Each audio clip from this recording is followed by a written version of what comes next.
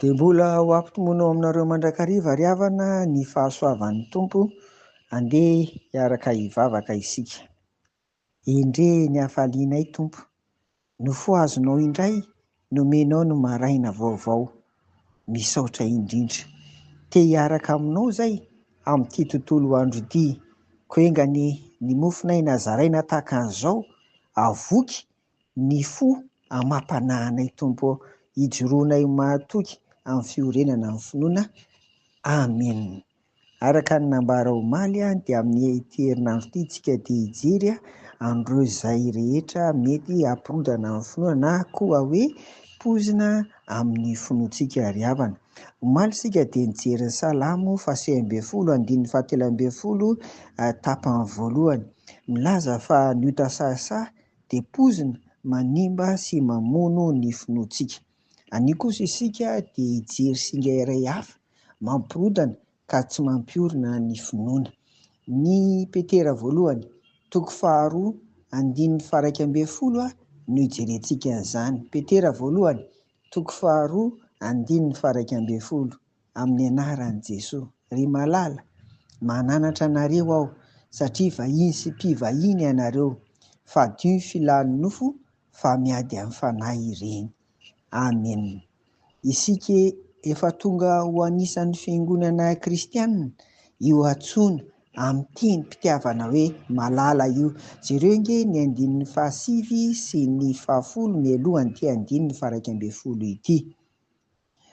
Isika izay vita batisa efa ao anatin'ny fiangonana ireo ambara ireo ry havana. Tokana no asaina fadiana dia ny filan'ny nofo na filan'ny ratsy ny maha-olona mpanota hoy ny DM na ny dikateny iombonana ekumenika eto Madagasikara. Ny fitsiritana ara-nofo dia manomboka miditra eo amin'ny zavatra hita amin'ny maso, dia tafiditra ao am-po sy ny saina, dia torotoronina ary lasa ota.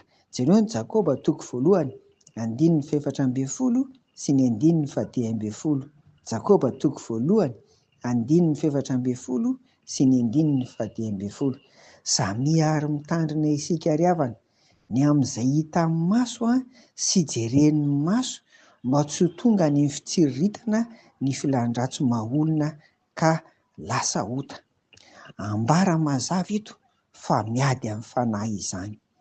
Tsy azo andramana ny filan'ny nofo, fa rehefa fady dia fady, ko mahereza ny fady ry havana. Amen. Hivavaka ary sika. Tompo, ampio izay mba hafehy ny masonay, mba hafehy ny hitan'ny maso, ary mba hafehy izay jerenay rehetra.